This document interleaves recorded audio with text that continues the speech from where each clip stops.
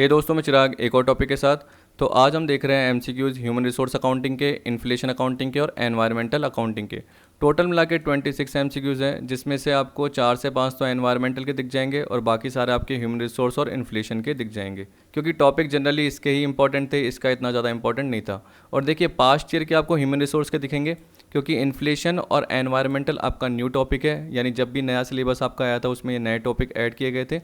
तो इसलिए ज़्यादा से ज़्यादा आपको पास्ट ईयर के ह्यूमन रिसोर्स के देखने को मिलेंगे और इन्फ्लेशन और एनवायरनमेंट के आपको इंपॉर्टेंट देखने को मिलेंगे। ठीक है, तो एक एक करके कवर करते हैं। सबसे पहला आपका सितंबर 16 का, ये बोल रहा है Lev and Schwartz model belongs to social accounting, depreciation accounting, human resource accounting, inflation accounting.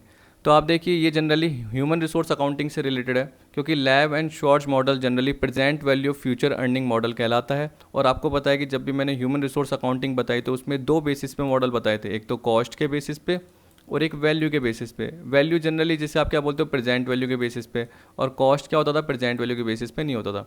इसमें जनरली 4 थे और इसमें क्या है मैंने आपको 8 बताए थे, 8। लेकिन मैंने ये बोला था कि वैल्यू बेसिस पे और भी हो सकते हैं, तो इसलिए आज की वीडियो में हम एक और मॉडल कवर कर लेंगे, टोटल मिला के 9 हो जाएंगे। अब देखिए इसके तो जनरली कॉस्ट के 4 ही थे, मैं आपको नाम बता देता हूँ, वैसे आपको याद रहने चाहिए जैसे मेरे को याद है। Historical cost, replacement cost, opportunity cost और इसके अलावा एक था आपका स्टैंडर्ड कॉस्ट, टोटल 4 है। वैसे ही वैल्यू बेसिस पे भी आपको याद होने चाहिए, मेरे को याद है लेकिन मैं आपको एक बार दिखा देता हूँ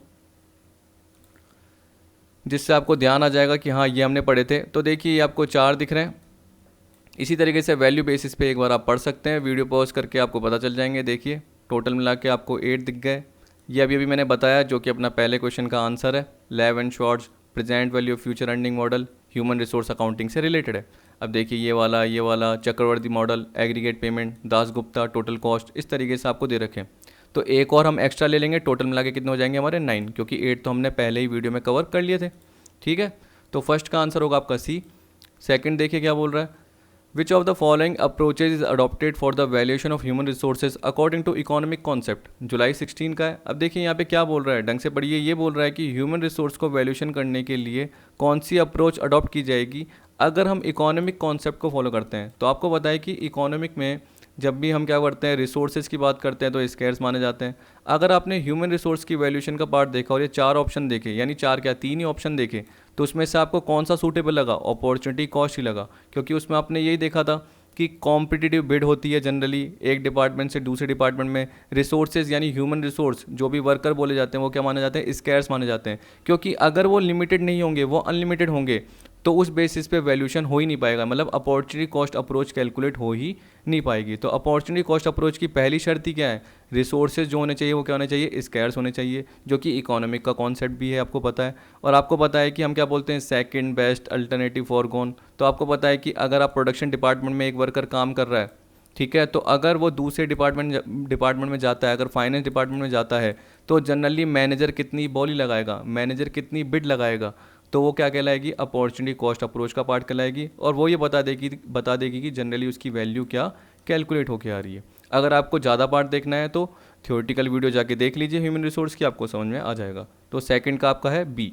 ठीक है, और अगर आप फाइनेंशियल अकाउंटिंग के बेसिस पे बोलते हैं कि फाइनेंशियल कॉन्सेप्ट या अकाउंटिंग कॉन्सेप्ट होता है, तो आप हिस्टोरिकल कॉस्ट भी ले सकते हो, रिप्लेसमेंट कॉस्ट भी ले सकते हो। रिप्लेसमेंट कॉस्ट जनरली क्या है, हमें पता है कि अगर देखिए कोई एम्प्लॉयर है वो देखना चाहता है कि पर्टिकुलर कोई वर्कर काम कर रहा है, उसी टाइप का सेम एफिशिएंसी या कैपेबिलिटी का पर्सन अगर हमें चाहिए, मतलब किसी को रिप्लेस करना है, तो उसकी क्या कॉस्ट होगी।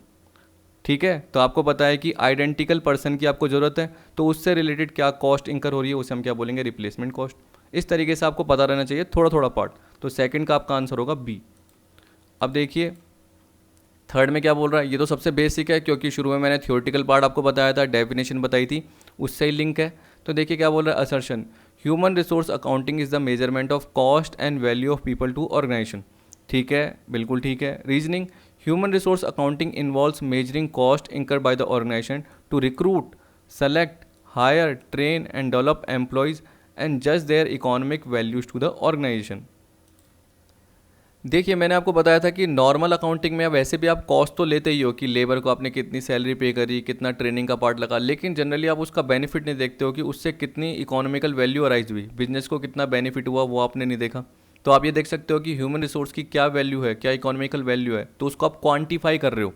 ठीक है। इकोनॉमिक वैल्यू मतलब एक पर्सन में एफिशिएंसी है, एलिजिबिलिटी है, कैपेबिलिटी है, ठीक है, स्किल है, इंटेलेक्चुअल स्किल है, उसको आप जनरली क्या कर रहे हो, क्वांटिफाई कर रहे हो, अमाउंट के फॉर्म में दिखा रहे हो, तो वही तो ह्यूमन रिसोर्स अकाउंटिंग है।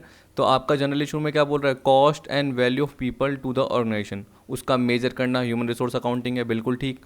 फिर चाहे तो देखिए एक बार आप डेफिनेशन मीनिंग में जाके देख लेना, मैंने सेम टू सेम कवर कर रखे हैं, आपको पता चल जाएगा। रीजनिंग में भी ये बोल रहा है इट इन्वॉल्व्स मेजरिंग कॉस्ट जो कि ऑर्गेनाइजेशन में इंकर की गई है, किसके लिए, उनको रिक्रूट करने की, सेलेक्ट करने की, हायर करने की, ट्रेन एंड डेवलप करने की। तो आपको पता है कि जब भी मैंने हिस्टोरिकल कॉस्ट का पार्ट आपको बताया था उसमें भी यही मीनिंग कवर कराई थी, क्योंकि हिस्टोरिकल कॉस्ट में भी क्या है, यही तो है। जनरली हिस्टोरिकल कॉस्ट में दो कॉस्ट होती है, एक तो होती है एक्विजिशन की, उसको एक्वायर करने की, और एक होती है लर्निंग की। लर्निंग मतलब क्या हो गया, ट्रेन और डेवलप करने की कॉस्ट। और ये बोल रहा है कि उसके बेसिस पे हम क्या करेंगे, उनकी इकोनॉमिक वैल्यूज़ को जज करेंगे। तो यहाँ पे देखिए ए और आर करेक्ट है और आर क्या कर रहा है, राइट एक्सप्लेनेशन दे रहा है, तो थर्ड का आपका क्या आएगा, ए आएगा। इस तरीके से बेसिक बेसिक सिंपल आए हुए हैं आपके। फोर्थ देखिए क्या बोल रहा है, देखिए वही आ गया। फोर्थ में आपको बोल रहा है when the cost incurred on recruiting, training and developing the employees considered for determining the value of employees it is called. अब देखिए सिंपल पार्ट, रिप्लेसमेंट मैंने आपको बता दिया कि आइडेंटिकल जो भी पर्सन है उससे रिलेटेड कॉस्ट, कि same to same valuable person हमें मिल जाए जो कि हमारे ऑर्गेनाइजेशन में काम कर रहा है, अगर उसको रिप्लेस करेंगे और दूसरा वर्कर रखेंगे तो सेम टू सेम कैपेबिलिटी वाला पर्सन, आइडेंटिटी वाला पर्सन, जो आइडेंटिकल वन पर्सन है उसकी क्या कॉस्ट होगी, वो रिप्लेसमेंट कॉस्ट कहलाएगी। जबकि आपको पता है कि आप नॉर्मल क्या सोच रहे हो कि कोई पर्सन अगर उसको हम हायर करेंगे, रिक्रूट करेंगे यानी एक्वायर करेंगे, उसको ट्रेनिंग देंगे, डेवलपमेंट करेंगे, यानी वही उसका प्रमोशन का पार्ट देखेंगे, ट्रांसफ़र करेंगे, उनसे रिलेटेड जो भी कॉस्ट लग रही है वो क्या कहलाती है, हिस्टोरिकल कॉस्ट अप्रोच का पार्ट कहलाती है। उसके बेसिस पर क्या कर रहे हैं, ह्यूमन रिसोर्स की वैल्यू निकाल रहे हैं। जबकि अपॉर्चुनिटी कॉस्ट तो आपने देखा ही, सेकंड बेस्ट अल्टरनेटिव, दूसरे डिपार्टमेंट से रिलेटेड मैनेजर क्या करेंगे, बिड लगाएंगे और वे देखेंगे कि ह्यूमन रिसोर्स स्केयर्स हैं, तो अगर वो दूसरे डिपार्टमेंट में जाएगा तो उसकी क्या वैल्यू होती, उसके बेसिस पे आप अपॉर्चुनिटी कॉस्ट देखते। तो फोर्थ में आपका क्या आएगा, बी वाला पार्ट आएगा, क्योंकि ये सिंपल है। Simple meaning historical cost, past cost, ठीक है, एक तरीके से। तो फोर्थ का आपका बी है। अब फिफ्थ देखिए, fixing the value of an employee depending upon his productivity, promotability, transferability and retainability is the core of the. तो यहाँ पे बोल दिया certainty equivalent model, stochastic reward valuation model, human asset multiplier model, present value of future earning model. देखिए वैसे तो आपको ये देखने से पता चल रहा है प्रोडक्टिविटी की बात कर रहा है, मतलब एक एम्प्लॉय जो काम कर रहा है तो वो अच्छी प्रोडक्टिविटी दे रहा है। यानी हम बोल सकते हैं कि देखिए बाकी सारे नॉर्मल वर्कर मान के चलो 100 यूनिट प्रोड्यूस कर रहे हैं, लेकिन वो 120 यूनिट प्रोड्यूस कर रहा है। क्यों? क्योंकि उसकी प्रोडक्टिविटी अच्छी है, उसके काम करने की क्या स्पीड अच्छी है और साथ में क्वालिटी भी मेंटेन करके बैठा है। ऐसे बोल सकता हूँ मैं नॉर्मल वर्कर का। वैसे ही एक ऑफिस के एम्प्लॉय की बात कर सकते हो, अच्छे ढंग से क्या कर रहा है, वो वर्क को एग्जीक्यूट कर रहा है। लेकिन देखिए प्रोमोटेबिलिटी ये आ गया आपका, तो आपको पता है कि उसका प्रमोशन हो रहा है। तो जब आपको मैंने बताया था कि अगर present value of future earning वाला लेते हो यानी लेव एंड शॉर्ट्स का मॉडल लेते हो तो वो तो पुरानी अप्रोच के बेसिस पे रहता है। देखिए एक बार मैं आपको बता देता हूँ, एक मिनट। ये देखिए मैं आ गया यहाँ पे limitations of present value future earning model पे। लिमिटेशन के थ्रू आपको ढंग से समझ में आ जाएगा। तो ये देखिए बोल रहा है this model implies that the future work condition of employee will not change over the span of his working life. तो मैंने आपको क्या बताया था प्रेजेंट वैल्यू फ्यूचर अर्निंग में, कि अगर एक पर्सन क्लर्क के फॉर्म में काम कर रहा है तो वो क्लर्क ही रहेगा शुरू से लेके एंड तक, ये माना जाएगा। और उसके बेसिस पे क्या बोलेंगे, उसको जो सैलरी मिल रही है वो 20,000 मिल रही है मान के चलो, तो उसको 20 हर महीने मिलती रहेगी और आने वाले सालों तक यही मिलेगी। तो उसकी आज वैल्यू क्या है आप निकाल रहे थे, जिसके लिए आपने फॉर्मूला लगाया था IT वाला, IT/1+R⁻n है ना। ऐसे तो आपको मैंने बताया था जैसे अगर वो 25 साल की उम्र में आया और 60 साल की रिटायरमेंट है तो 25 से 60 ये बताया था मैंने, अराउंड कितने साल हो गए, 35 ईयर। तो 35 ईयर के हिसाब से डिस्काउंटिंग रेट के अकॉर्डिंग आज की वैल्यू क्या होगी, जनरली वो क्या कहलाएगी, ह्यूमन रिसोर्स की वैल्यू कहलाएगी, एक्सपेक्टेड वैल्यू कहलाएगी। लेकिन वो किससे रिलेटेड है कि पर्सन का जो भी रोल है वो चेंज नहीं हो रहा। जबकि रिवॉर्ड वैल्यूएशन में हमने क्या बताया, रिवॉर्ड वैल्यूएशन, रिवॉर्ड दिया जा रहा है कैसे, क्योंकि आपको पता है कि जैसे जैसे वो सर्विसेज देता जाएगा उसका प्रमोशन होता जाएगा। तो क्लर्क के बाद वो कुछ ना कुछ तो बनेगा। ये बोल सकते हैं क्लर्क के बाद मान लो सुपरवाइज़र बन गया, या सुपरवाइज़र के बाद क्या बन गया, प्रोबेशन ऑफिसर बन गया, उसके बाद क्या बन गया, कोई अकाउंटिंग ऑफिसर बन गया, या कोई सा भी ऑफिसर बन गया। तो आपको पता है कि धीरे धीरे करके वो लोअर लेवल से अपर लेवल की तरफ बढ़ रहा है। तो उस केस में क्या होगा, उसका प्रमोशन होगा तो उसकी सैलरी यानी पे स्केल भी बढ़ेगा।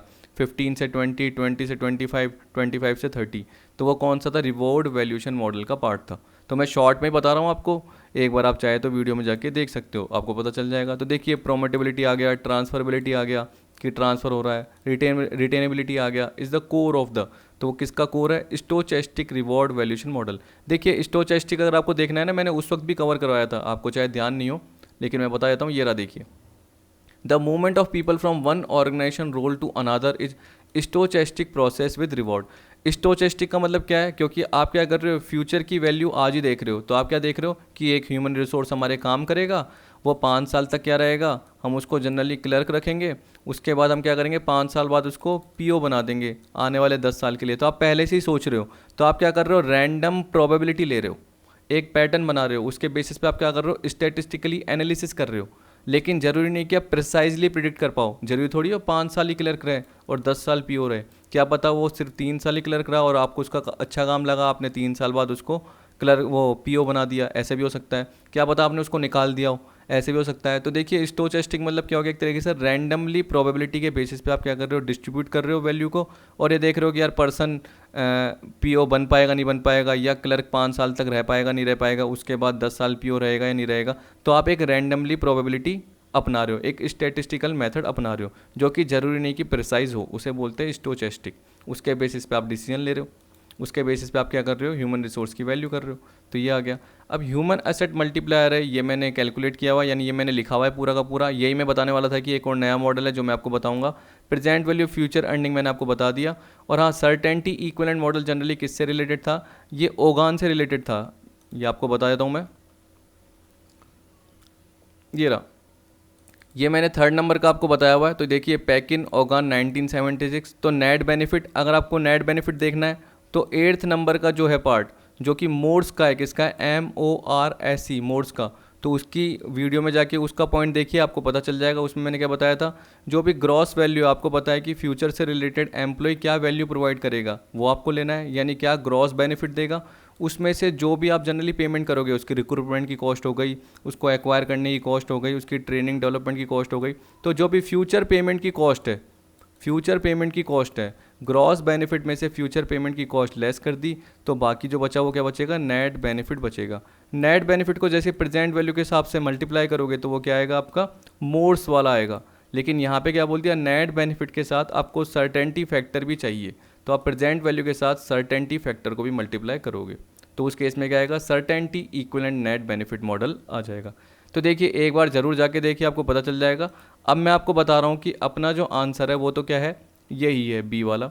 लेकिन मुझे ये अलग से बताना पड़ रहा है क्योंकि ये यहाँ पे आ गया। फिर आप पूछते कि सर इसका मतलब क्या है, और इसके लिए फालतू के लिए अलग से वीडियो बनानी पड़ती, इसलिए मैं आपको यहीं पे ही कवर करा रहा हूँ। ओनली 5 मिनट लगेंगे, तो 1 मिनट रुकिए।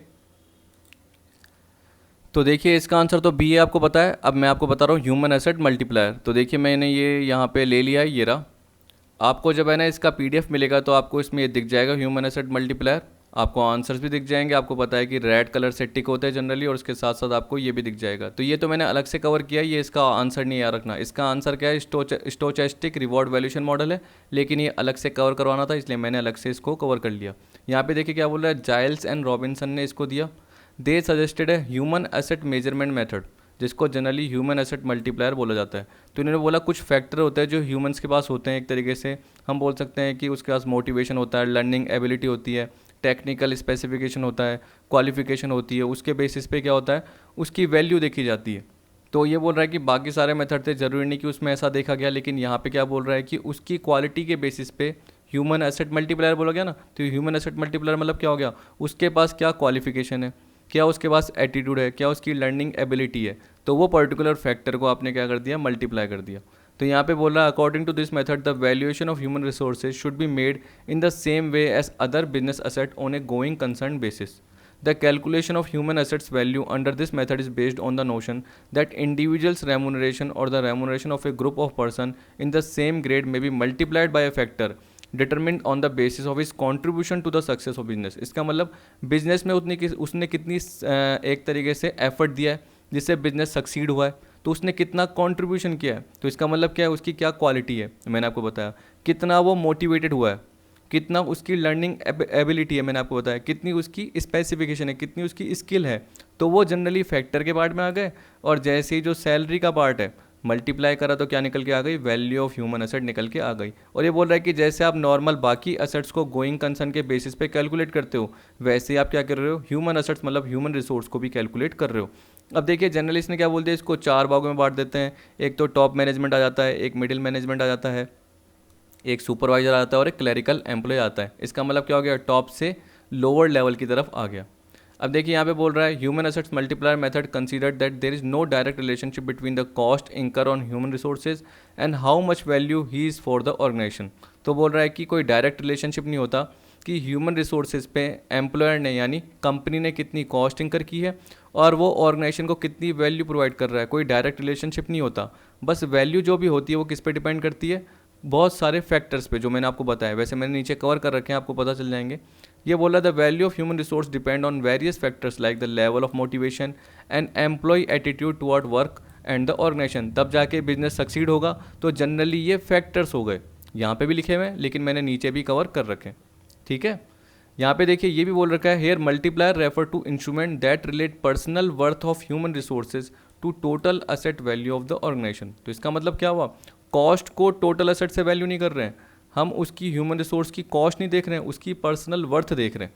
उसके बेसिस पे क्या बोल रहे हैं कि वो टोटल मिला के उसकी क्या बोल सकते हैं, ऑर्गेनाइजेशन की एसेट्स की वैल्यू के बराबर हो जाएगा, यानी ह्यूमन रिसोर्स की वैल्यू के बराबर हो जाएगा।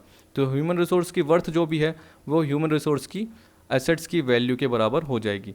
पर कब, अगर उसके फैक्टर आपको पता है। फैक्टर क्या क्या है, यानी एसेट्स मल्टीप्लायर क्या हो सकते हैं, मल्टीप्लायर मतलब क्या हो गया, factors, technical qualification and experience of employee, experience required for the job, personal qualities and attitude. Generally ये होना चाहिए तब जाके, ठीक। अब देखिए कुछ आपके बेनिफिट भी दे रखे हैं। अच्छा, फोर्थ ये भी दे रखा है loyalty and expectation of future services, ये भी एक तरीके से फैक्टर में आ गया। अब देखिए एडवांटेज में क्या दे रखा है, ये सिंपल है एंड ईजी टू अंडरस्टैंड है। डेटा जो कैलकुलेशन के लिए वो ईजिली अवेलेबल हो जाता है, ये बोल रहा है। लेकिन देखिए उसको क्वांटिफाई करना मुश्किल होता है, किसी की मोटिवेशन को या एम्प्लॉय के एटीट्यूड को आप कैसे मनी के टर्म में वैल्यू करोगे, वो कैलकुलेट करना टिपिकल है। आप कोई मल्टीप्लायर की बात कर रहे हो तो आप क्या बोल रहे हो कि उससे हमें 20% का फ़ायदा हो रहा है, या मान के चलिए कि 2 टाइम्स फ़ायदा हो रहा है, तो 2 टाइम्स आपने कैसे निकाला मल्टीप्लायर, वो थोड़ी पता है आपको। तो जनरली हम क्या बोल रहे हैं, उसको क्वांटिफाई करना डिफिकल्ट हो जाता है, ये डिसएडवांटेज हो गया। लेकिन एडवांटेज में क्या बोल दिया कि जो भी हमें डेटा अवेलेबल होता है वो आराम से अवेलेबल हो जाता है कैलकुलेशन के लिए। Multipliers use in this method are different for a different group of employees. तो बोल रहा है अलग अलग ग्रुप ऑफ एम्प्लॉय है, सबकी क्या स्किल अलग है, क्वालिटी अलग है। ये बोल दिया टेक्निकल या एक्सपीरियंस की बात कर रहे हैं, कोई स्किल्ड है, कोई अनस्किल्ड है, कोई सेमी स्किल्ड है, उसके बेसिस पे क्या कर दिया, अलग अलग मल्टीप्लायर निकाल लिए गए। समझ गए। तो इस तरीके से आपका ये पार्ट आ जाता है। तो ये मैंने कवर करवा दिया आपको। इस तरीके से आपका होता है जाइल्स एंड रॉबिन्सन का, याद रख लेना, ये आ सकता है, ये भी आपके एग्जाम में आ सकता है। तो टोटल मिला के आपके 9 कवर हो गए। अब 6 देखिए क्या बोल रहा है, ठीक। 5th का आपका बी आंसर था। अब 6 का देखिए the present value future contribution of employee is one of the method of. अब देखिए आपको मैंने बताया था कि पहला जो क्वेश्चन था वो क्या था, लैव एंड शॉर्ट्स मॉडल। तो जनरली देखिए present value of future contribution या फ्यूचर अर्निंग किसका, लैव एंड शॉर्ट्स का। किसका पार्ट है, ह्यूमन रिसोर्स अकाउंटिंग का। सिंपल। अब देखिए the main effect of inflation on the financial statement is, ये शायद मैंने पहले भी कभी कवर करवाया हुआ है किसी न किसी पर्टिकुलर वीडियो में, जहाँ तक मेरे को ध्यान आ रहा है। लेकिन फिर भी आप देखिए मेरे को लगा कि यहाँ पे कवर कराना जरूरी है, इसलिए मैंने इसको कवर करा दिया। ये बोल रहा है the main effect of inflation on the financial statement is.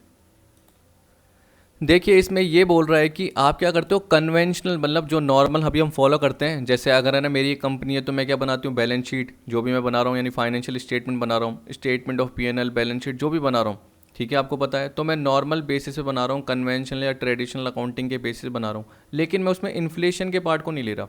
अगर मैं इन्फ्लेशन अकाउंटिंग लेता तो मेरा कुछ भी ओवर स्टेटेड, अंडर स्टेटेड ये पार्ट होता ही नहीं।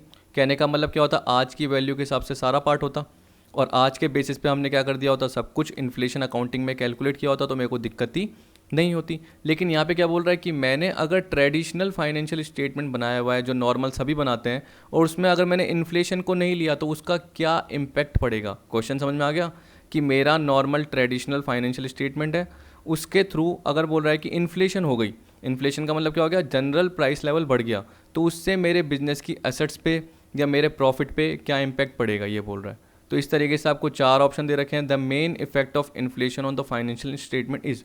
अब देखिए प्रॉफिट्स आर अंडर स्टेटेड, ये गलत है। जब भी हम बोलते हैं कि हम फाइनेंशियल स्टेटमेंट नॉर्मल तरीके से मेंटेन कर रहे हैं और इन्फ्लेशन हो गया यानी प्राइस लेवल बढ़ गया, तो हमारे प्रॉफिट ज़्यादा दिख जाते हैं, ओवर स्टेट हो जाते हैं। कैसे? क्योंकि आप सोचिए, अगर आप इन्फ्लेशन अकाउंटिंग मेंटेन नहीं कर रहे थे, आप नॉर्मल फाइनेंशियल स्टेटमेंट मेंटेन कर रहे थे, तो आपने अपनी फिक्स एसेट्स को बुक वैल्यू पे दिखाया हुआ है। बुक वैल्यू का मतलब क्या हुआ? पुरानी खरीदी हुई, आपको पता है कि उस पर डेप्रिसिएशन लेस किया हुआ, तो आपने अपने डेप्रिसिएशन को कम दिखाया है। जबकि मैं इन्फ्लेशन में क्या बोलता हूँ कि मेरी प्राइस 10% से बढ़ गई, 20% से बढ़ गई, और मान के चलिए कि फिक्स एसेट आपने 2015 में खरीदी हुई, अभी क्या चल रहा है? 2020 चल रहा है। अब 2015 में आपने खरीदी हुई, उसके हिसाब से बुक वैल्यू आती गई, डेप्रिसिएशन आता गया। जबकि अगर आप उसको इन्फ्लेशन के हिसाब से हर साल काउंट करते तो आज कुछ और वैल्यू होती। मान के चलिए अभी आपकी बुक्स में वैल्यू दिखा रहा है फिक्स रेट की 10 लाख, लेकिन आपको क्या पता चला, यानी डेप्रिसिएशन लगने के बाद भी 10 लाख दिखा रहा है, लेकिन अगर इन्फ्लेशन अकाउंटिंग करते तो आपको पता चलता कि अभी उसकी वैल्यू कितनी होती? 12 लाख होती। और डेप्रिसिएशन भी क्या होता? आपका ज़्यादा होता, क्योंकि हर साल क्या होता? एसेट्स की वैल्यू ज़्यादा होती, उसके हिसाब से डेप्रिसिएशन भी ज़्यादा होता। तो देखिए, अगर बुक वैल्यू के हिसाब से डेप्रिसिएशन लिया तो क्या लिया? कम लिया। कम लेने से डेप्रिसिएशन टू साइड में आया। टू साइड में डेप्रिसिएशन आने से क्या हुआ? आपका जो प्रॉफिट है वो ज़्यादा दिखा। जबकि इन्फ्लेशन में क्या होता है? डेप्रिसिएशन आपका ज़्यादा आता, डेप्रिसिएशन क्या आता? आपका ज़्यादा, तो आपका प्रॉफिट जो दिखता वो क्या दिखता? कम दिखता। तो अगर इन्फ्लेशन अकाउंटिंग फॉलो करते तो सही रहता, लेकिन हमने फाइनेंशियल स्टेटमेंट पुराने तरीके से मेंटेन किए, जिसके थ्रू क्या हुआ? अगर इन्फ्लेशन हो गया तो क्या हुआ? हमारा जो प्रॉफिट है वो ओवर स्टेट दिखने लग जाएगा। हमारा देखिए प्रॉफिट क्या दिखने लग गया? क्योंकि हम पुरानी टेक्निक के बेसिस पे अकाउंट मेंटेन कर रहे हैं।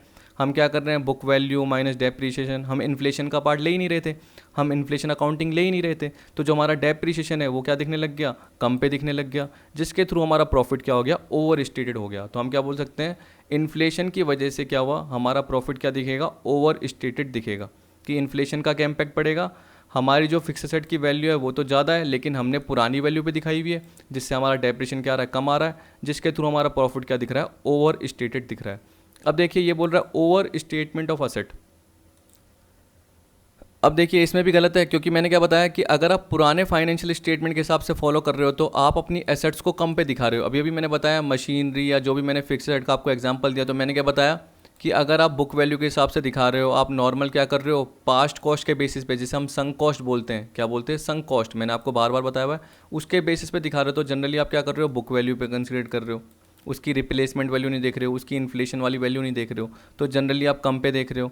लेकिन अगर आप इन्फ्लेशन अकाउंटिंग को फॉलो करते हो तो उसकी वैल्यू क्या होती? ज़्यादा ही होती, 10 लाख की जगह 15 होती, 14 होती। तो अगर आपने पुराने बेसिस पे रखा और इन्फ्लेशन हो गई तो उस केसेस पे क्या करा?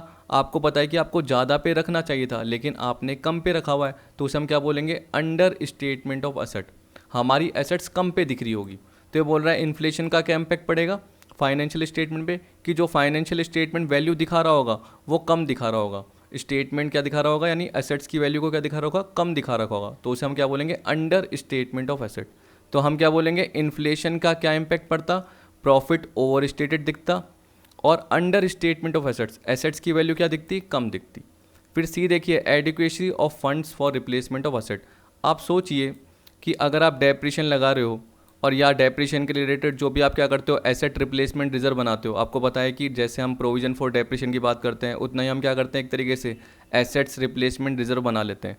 तो अगर आप बुक वैल्यू पे कंसीडर करोगे और आप पुरानी वैल्यू पे मशीन्स को लिख दोगे और उसके बेसिस पे डेप्रिसिएशन लगाते जाओगे, तो उस बेसिस पे क्या होगा? आपको उतना ही पार्ट रिकवर होगा जितनी उसकी ओरिजिनल कॉस्ट थी, ठीक है। लेकिन इन्फ्लेशन की वजह से तो वैल्यू ज़्यादा हो गई, तो आपको फंड ज़्यादा चाहिए। तो यहाँ पे क्या बोल रहे हैं? इन्फ्लेशन की वजह से आपका जो एसेट्स को आपको रिप्लेस करना है उसके लिए फ़ंड चाहिए, वो एडिक्वेट नहीं है। किसकी वजह से? इन्फ्लेशन होने की वजह से। चलो एक एग्जांपल के थ्रू बताता हूँ, सिंपल एग्जांपल लेता हूँ।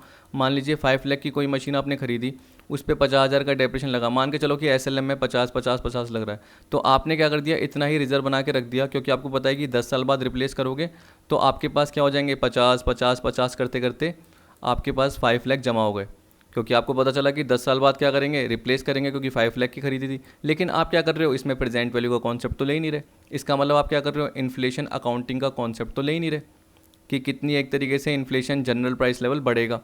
तो आपको पता है कि जो 5 लाख की मशीन है वो 10 साल बाद 5 लाख की थोड़ी रहेगी, वो तो कितने की हो गई? मान के चलो 12 लाख की हो गई। अब आपने अगर फाइनेंशियल स्टेटमेंट पुराने बेसिस पे मेंटेन किए हुए हैं तो आपने एसेट रिप्लेसमेंट रिजर्व में 50 डालते हुए 5 लाख जमा कर लिए, तो आपने कितने के इक्वल में जमा कर दिए? ओरिजिनल कॉस्ट के इक्वल में जमा कर दिए। लेकिन आपको चाहिए कितने? 12 लाख चाहिए इन्फ्लेशन के अकॉर्डिंग। तो आपने इन्फ्लेशन अकाउंटिंग फॉलो ही नहीं करी। अगर आप इन्फ्लेशन अकाउंटिंग फॉलो करते तो आपके पास ये रिजर्व में पड़े हुए रहते, लेकिन आपके पास नहीं है। तो उस केस में हम क्या बोलेंगे? हमारे पास फंड एडिक्वेट नहीं है। तो इफेक्ट क्या पड़ा? देखिए सबका उल्टा, प्रॉफिट ओवर स्टेट हो गया। अगर ये होता तो हम बोलते ठीक है, अगर अंडर स्टेटमेंट होता एसेट का तो हम बोलते ठीक है। सी में क्या बोलता? अगर फंड ज़्यादा अवेलेबल नहीं है, फंड हमारे पास है ही नहीं रिप्लेसमेंट के लिए या कम है, तो हम क्या बोलेंगे? वो इन्फ्लेशन के इफेक्ट की वजह से ही हुआ है। लेकिन यहाँ पे गलत दे रखा है तीनों में। लेकिन देखिए इरोजन ऑफ कैपिटल ये हो सकता है। इसका मतलब क्या हो गया?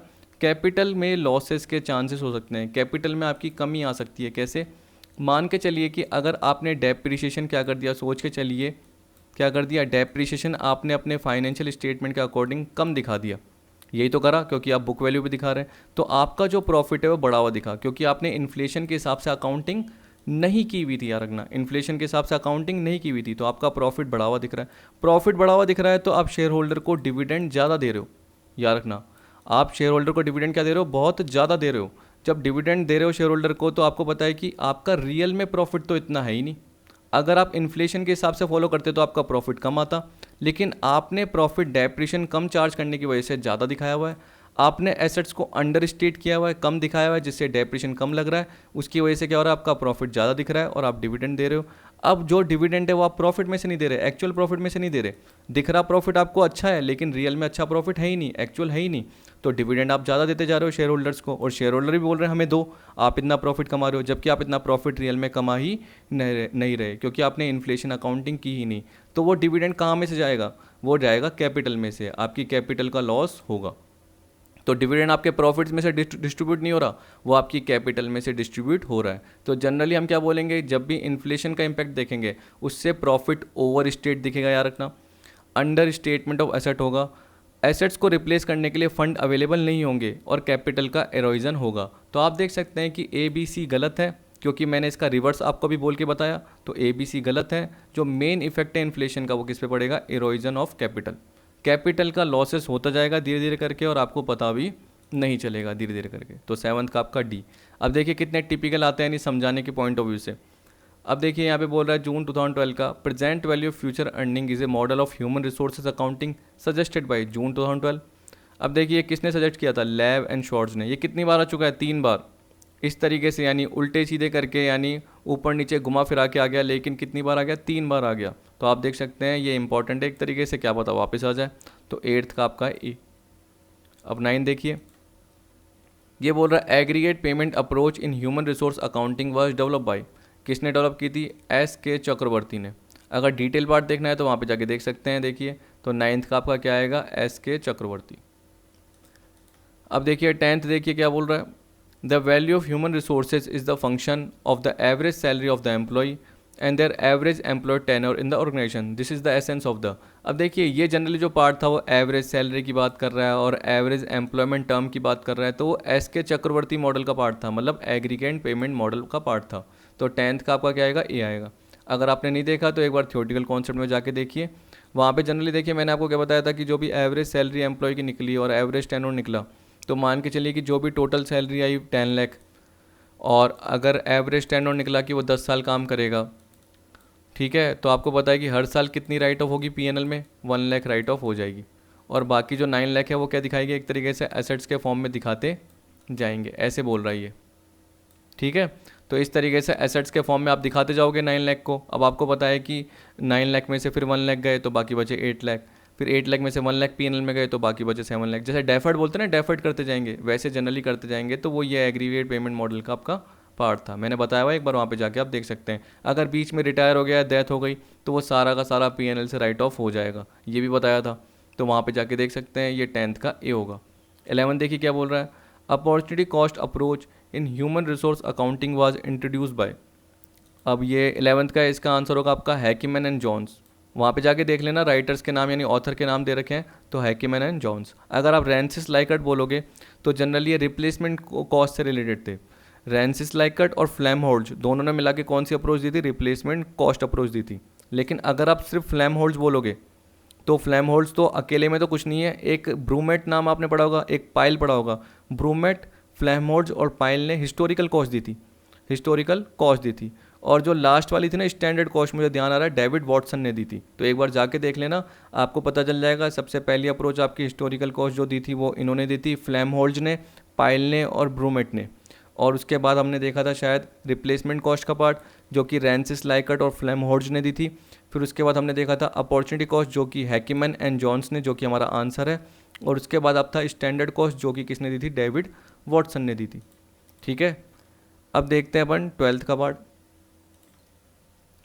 देखिए इसमें बोल रहा है कि a dash is use to reflect the changes in purchasing power of money as a whole. अब देखिए आपको बोल रहा है कि कौन सा index purchasing power of money as a whole के फॉर्म में काम आता है, changes in purchasing power of money as a whole. तो आपको पता है कि जनरल प्राइस इंडेक्स की बात कर रहा है, क्योंकि आपको मैंने एक CPP मेथड बताया था, करंट परचेजिंग पावर मेथड। एक आपका था करंट वैल्यू, एक आपका था करंट कॉस्ट, एक था आपका रिप्लेसमेंट कॉस्ट। इस तरीके से इन्फ्लेशन अकाउंटिंग के आपके 4 मेथड थे। ये सबसे पहला मेथड था जिसमें हम क्या बोल रहे थे, हम जनरल प्राइस लेवल की बात करते हैं। ठीक है, हम ये नहीं बोलते कि इंडिविजुअल असेट्स का स्पेसिफिक प्राइस इंडेक्स क्या आ रहा है या स्पेशल प्राइस इंडेक्स क्या आ रहा है। हम क्या करते थे, जितनी भी सारी असेट्स है उसके एक जनरल प्राइस लेवल की बात करते थे। तो हम बोल सकते हैं कि आपके बिजनेस में जितनी भी असेट्स लायबिलिटी है उनका जनरल प्राइस लेवल क्या चल रहा है, क्या बढ़ रहा है, क्या कम हो रहा है, उसकी बात कर रहे थे। एक्सपेंस इनकम जिसकी भी हम बात करते हैं, क्योंकि हम क्या करते हैं, बैलेंस शीट को भी देखते हैं और साथ में P&L के पार्ट को भी कवर करते हैं इसमें। तो जनरल प्राइस इंडेक्स में हम क्या बोलते थे, जैसे मैं आपको एक एग्जांपल के थ्रू बता दूं कि जैसे कोई मशीनरी है, आपको पता है फर्नीचर है, कोई स्टॉक है, तीनों चीज़ें ले लो। अब आपको पता है कि अगर जनरल प्राइस लेवल आपको क्या बोल रखा है कि पहले 200 था, अब वो 250 हो गया। जब आपने ख़रीदा था वो 200 का था, और अब लेवल था वो कितने का हो गया, 250 का हो गया इंडेक्स। ठीक है, तो अगर आप मशीनरी की बात कर रहे हो, अगर वो 5 लाख की है तो आप क्या बोलोगे, 5 lakh upon 200 into 250। Generally 250 upon 200 जो भी है कन्वर्जन फैक्टर कहलाता है, याद रखना। तो ये करंट परचेजिंग पावर टेक्निक का मेथड है, जिसमें इसको क्या बोलते हैं, कन्वर्जन फैक्टर बोलते हैं। ये जनरली कौन सा इंडेक्स आ रहा है, आपका करंट ईयर का इंडेक्स आ रहा है। और ये जो आ रहा है वो क्या आ रहा है, पास्ट ईयर का इंडेक्स आ रहा है। तो current year index upon past year index वो जनरली कहलाता है कन्वर्जन फैक्टर। और उसको जैसे हिस्टोरिकल कॉस्ट से मल्टीप्लाई करोगे तो क्या निकल के आ जाएगी, आपकी आज की वैल्यू निकल के आ जाएगी। जैसे मैंने आपको बताया था कि आपका कैपिटल गेन का मेथड होता है, यानी आपका टैक्स से रिलेटेड कैपिटल गेन निकल के आता है, तो आप इंडेक्स कॉस्ट ऑफ एक्विजिशन की बात करते हो। तो यहाँ पे आप जनरल प्राइस लेवल की बात कर रहे हो, इसमें 2 आते हैं, एक तो होलसेल प्राइस इंडेक्स आता है और एक कंज्यूमर प्राइस इंडेक्स आता है, RBI के अकॉर्डिंग, आपको मैंने बताया था। तो यहाँ पे 12th का आपका आएगा ए। थोड़ा थोड़ा मैं आपको याद दिला देता हूँ, क्यों, क्योंकि इससे आपका रिवीजन भी हो जाता है, याद रखना। 13 देखिए, when there is change in the value of rupee it is said to be change in. तो देखिए क्या कहलाएगा, ये जनरल प्राइस लेवल ही कहलाएगा। तो 13 का आपका क्या आएगा, बी आएगा, सिंपल सा पार्ट। 14 देखिए क्या बोल रहा है, under current purchasing price accounting all assets are revalued on the basis of the dash and as such value of individual asset is not taken into account। आ गया ये। देखिए अभी हमने 12th क्वेश्चन देखा था, सेम टू सेम है। तो आपको पता है कि किसका बात कर रहे हैं, हम किसकी बात कर रहे हैं, जनरल प्राइस इंडेक्स की बात कर रहे हैं। तो आप देख सकते हैं करंट परचेजिंग प्राइस अकाउंटिंग में हम क्या देखते हैं, जितनी भी एसेट्स होती है वो किसके बेसिस पे होती है, जनरल प्राइस इंडेक्स के बेसिस पे होती है। लेकिन अगर आप रिप्लेसमेंट कॉस्ट की बात कर रहे हो, मतलब सेकंड मेथड की बात कर रहे हो जब आएगा, तो उस केस में हम किसकी बात करते हैं, स्पेशल प्राइस इंडेक्स की बात करते हैं, स्पेसिफिक प्राइस इंडेक्स की बात करते हैं। एक बार मैं आपको दिखाई देता हूँ हल्का सा पार्ट, जिससे आपको नॉलेज हो जाएगी। ये रहा, देखिए ये है ना, जो टोटल मिला के मैंने ये मेथड कवर किए थे। तो ये फर्स्ट मेथड था करंट परचेजिंग पावर टेक्निक या करंट परचेजिंग प्राइस कॉस्टिंग बोल सकते हो, कैसे भी बोलिए एक ही मतलब है। क्योंकि आपको क्या बस समझने से मतलब होता है कि इसमें किसकी बात करता है, जनरल प्राइस लेवल की बात करता है, जनरल प्राइस इंडेक्स की बात करता है। तो किसी इंडिविजुअल एसेट की बात नहीं करता, लायबिलिटी की बात नहीं करता। जबकि अगर आप अगले मेथड में देखोगे रिप्लेसमेंट कॉस्ट में, तो किसकी बात करता है, इंडिविजुअल स्पेसिफिक एसेट की बात करता है, इंडिविजुअल प्राइस इंडेक्स की बात करता है, स्पेशल प्राइस इंडेक्स की बात करता है। तो ये कौन सा हो गया, रिप्लेसमेंट कॉस्ट हो गया। फिर एक था आपका करंट वैल्यू और एक है करंट कॉस्ट। ये मैंने बताया था, करंट कॉस्ट में जनरली आपको बताया था सैंडीलैंड कमिटी। तो याद रख लेना, इस तरीके से छोटे छोटे पॉइंट होते हैं जो आपको याद रखने पड़ते हैं। तो 14 का आपका हो गया बी, जनरल प्राइस इंडेक्स। 15 देखिए क्या बोल रहा है, देखिए वही आ गया, the formula for conversion factor under CPP method is. तो मैंने आपको क्या बताया, ऊपर जो आएगा वो क्या आएगा, करंट ईयर का इंडेक्स आएगा और नीचे क्या आएगा, पास्ट ईयर का इंडेक्स आएगा। और देखिए रटने की ज़रूरत नहीं होती, आपको पता है कि मैंने बोला कि अगर 10 साल पहले आपने कोई मशीनरी खरीदी वो 5 लाख की थी और 10 साल पहले जो इंडेक्स था वो 100 था, तो नीचे डिवाइड क्या होगा, बेस 100 ही होगा।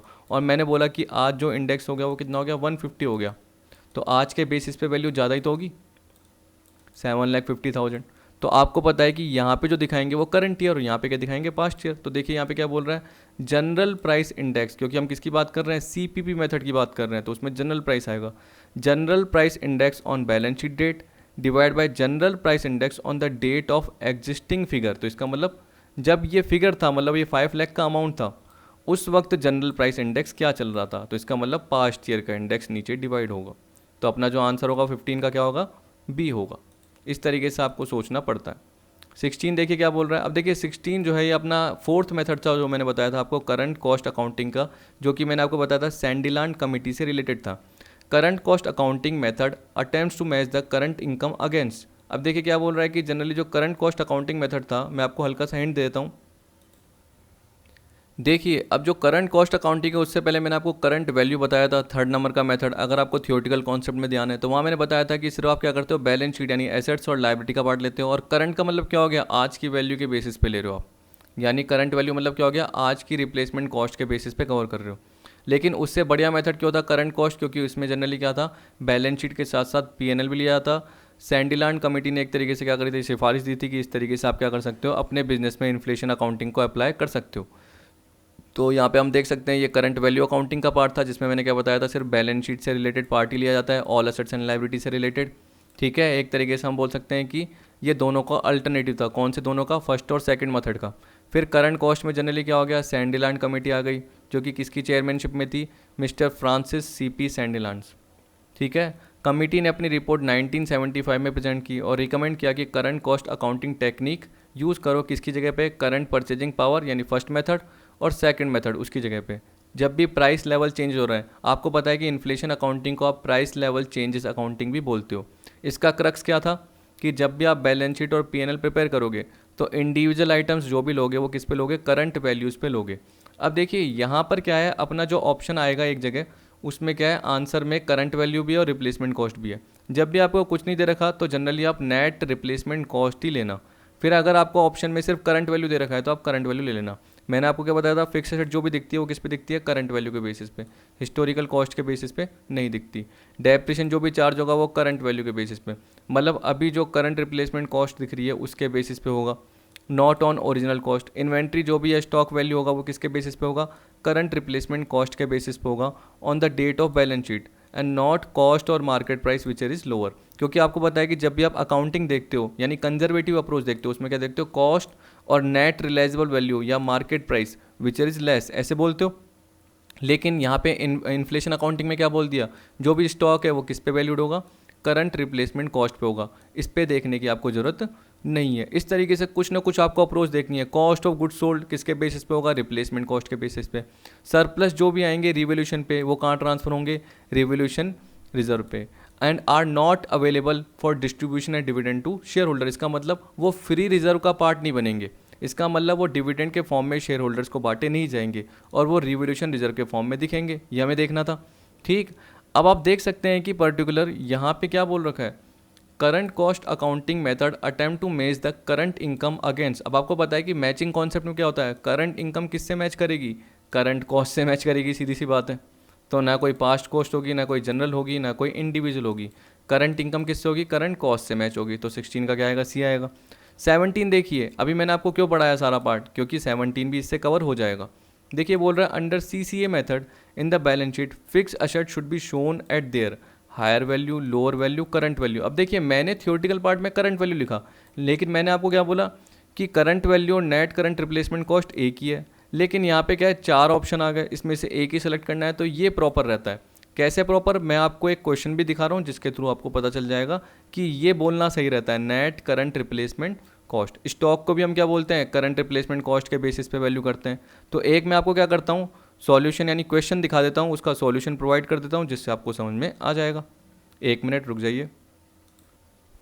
देखिए अब आपको दिख रहा है ये करंट कॉस्ट अकाउंटिंग लिखा हुआ है। क्या बोल रहा है इसमें, जो ये CPPA मेथड में क्या होता था, जो भी change in value money consider की जाती थी अंडर CPPA मेथड जो पुराना वाला था, लेकिन यहाँ पे क्या बोल रहा है under CCA method historical value of item are not taken into account.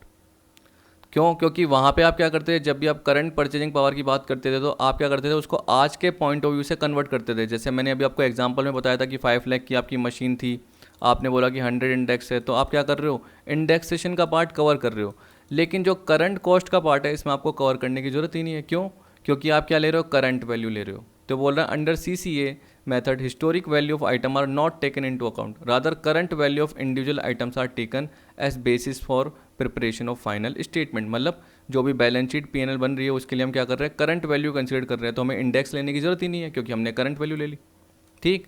अब देखिए जनरली क्या बोल रहा है, current cost is the cost at which the asset can be replace as on a date, this cost is referred as a replacement cost. अब देखिए क्या बोल रहा है कि अगर जो हम करंट वैल्यू की बात कर रहे हैं या करंट कॉस्ट की बात कर रहे हैं, वो क्या बता रहा है कि जिस डेट को एसेट रिप्लेस की जा सकती है तो वो क्या कहलाती है, रिप्लेसमेंट कॉस्ट। तो मैं आपको यही बोल रहा हूँ। अब देखिए मैं आपको एक क्वेश्चन कवर करा देता हूँ, ये थियोरेटिकल पार्ट तो मैंने आपको कवर करवाया हुआ है। यहाँ पे देखिए अगर आप देखते हो कि करंट ऑपरेटिंग प्रॉफिट की बात करते हो तो क्या बोल रहा है, sale proceed of goods and service sold minus replacement cost of goods and service sold आ गया। वैसे देखिए रियलाइज होल्डिंग गेन की बात कर रहा है तो इसका मतलब क्या है, replacement cost of non monetary asset sold on date of sale minus historical cost आ गया। अब आप क्या कर रहे हो, replacement cost minus historical cost कर रहे हो, जिसके थ्रू देख रहे हो कि आपका गेन कितना हुआ। वैसे replacement cost of non monetary assets on closing date minus historical cost, आपने जो बेची उससे रिलेटेड जो आपका फ़ायदा हो गया उसे रियलाइज बोलते हैं। और अगर आपने बेची नहीं और क्लोजिंग डेट पे आप देख रहे हो कि रिप्लेसमेंट कॉस्ट क्या है उस एसेट की और उसकी हिस्टोरिकल कॉस्ट क्या थी, तो वह अनरियलाइज गेन कहलाएगा।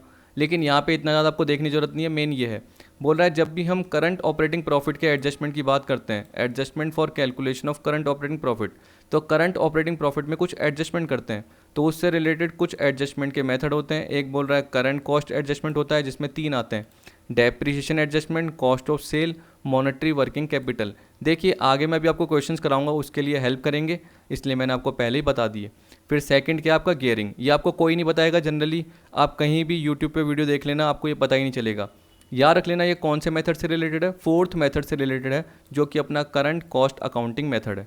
ठीक है, उसमें जनरली बोल रहा है कि जब भी हम करंट ऑपरेटिंग प्रॉफिट कैलकुलेट करते हैं तो कुछ एडजस्टमेंट करने पड़ते हैं। तो 2 एडजस्टमेंट है, एक तो बोलते हैं करंट कॉस्ट एडजस्टमेंट और एक बोलते हैं गियरिंग। करंट कॉस्ट में क्या रहा है, डेप्रिसिएशन का adjustment, cost of sale, monetary working capital adjustment. अब देखिए मैं हल्के हल्के पॉइंट इसके बता देता हूँ। ये बोल रहा है कि इस मेथड में डेप्रिसिएशन जो भी होगा, आपको मैंने बताया भी किस पे होगा, डेप्रिसिएशन निकलेगा करंट वैल्यू के बेसिस पे निकलेगा, तो करंट वैल्यू या रिप्लेसमेंट कॉस्ट। अब देखिए दोनों का मतलब सेम होता है, मैंने आपको बताया। तो अभी जब आपने मेरे आंसर देखा तो मैंने आपको क्या बताया कि सबसे बढ़िया क्या है, यही है, सबसे बढ़िया क्या है, यही। तो अगर आपके C और D आ रहा है तो उसमें से आप D लेना सबसे पहले, उसके बाद अगर आपको लग रहा है कि एग्जाम में ये नहीं आया और करंट वैल्यू आ रहा है तो आप करंट वैल्यू ले लेना। तो दोनों में से आपको एक ही लेना है तो आपको क्या करना पड़ेगा, नेट करंट रिप्लेसमेंट कॉस्ट लेना पड़ेगा, सबसे पहली चीज़ तो ये। अब देखिए मैंने आपको भी वादा किया कि एक पर्टिकुलर मैं क्या कर रहा हूँ, आपको इलस्ट्रेशन तो करवा ही रहा हूँ, तो इलस्ट्रेशन एक चलो करवा के बता देता हूँ कैसे होगा। देखिए यहाँ पे बोल रहा है कि डेप्रिसिएशन एडजस्टमेंट करना पड़ता है, तो इसमें जनरली क्या बोल रहा है, कैसे, क्वेश्चन के थ्रू समझ लीजिए आपको समझ में आ जाएगा। देखिए एक ये क्वेश्चन बोल रहा है, एक फर्म है जो मशीनरी यूज़ कर रही है, उसकी हिस्टोरिकल कॉस्ट क्या है 60,000 की, मतलब जब खरीदी थी वो 60,000 की थी, उस पर अभी तक का जो डेप्रिसिएशन है वो 24 है, जिसमें से इस साल का डेप्रिसिएशन 6,000 का है। तो यहाँ पे हम बोल सकते हैं कि पिछले साल तक 18,000 डेप्रिसिएशन था और इस साल 6,000 आया, तो टोटल मिला के कितना हो गया, 24,000 हो गया, ये बोल रहा है एक्यूमुलेट। ठीक है, अब आपको बोल रहा है कि ग्रॉस रिप्लेसमेंट कॉस्ट जो है मशीन की वो इस बार कितनी दिखा रहे हैं, 1,20,000। अब मान के चलो देखिए कि पता नहीं कब मशीन खरीदी थी, वो 60 की थी, उस पर डेप्रिसिएशन अभी तक 24 लग चुका है, लेकिन अब जब रिप्लेसमेंट कॉस्ट की बात पे आए तो क्या लिखा कि उसकी वैल्यू 1,20,000 है। कितनी है, 1,20,000। अब देखिए क्या देखा, ग्रॉस, जबकि हमें क्या निकालना है, नेट निकालना है। और ये बोल रहा है and it is estimated that it's remaining useful life will not change, और ये माना गया कि इसकी रिमेनिंग यूजफुल लाइफ चेंज नहीं होगी। तो आज के दिन हमें क्या निकालनी है, नेट रिप्लेसमेंट कॉस्ट निकाल के बतानी है। तो आप देखिए एक तो आपका था हिस्टोरिकल कॉस्ट, ठीक है। देखिए बैकलॉग डेप्रिसिएशन में मत आना, बैकलॉग डेप्रिसिएशन आपको समझने की जरूरत नहीं है, फिर भी मैं आपको बता दूंगा इसका मतलब क्या होता है। देखिए ये वैल्यू ऑफ मशीनरी दिख रहा है 60, ये दिख रहा है आपको करंट डेप्रिसिएशन 6, और ये प्रीवियस एक्यूमुलेट 18। मैंने बताया था 24 अभी आपको, ये है 60 में से 24 गए, देखिए 60 में से ये 24 गए तो कितना बचा, 36 बचा, दिख रहा है। टोटल एक्यूमुलेट दिख रहा 6000 प्लस 18 24 है, 60 में से 24 गए 36 बच गए। अब देखिए क्या बोल रहा है कि रिप्लेसमेंट कॉस्ट 120 है, तो आप देख सकते हैं कि जो आपको करंट डेप्रिसिएशन दिख रहा है वो 12,000 दिख रहा है।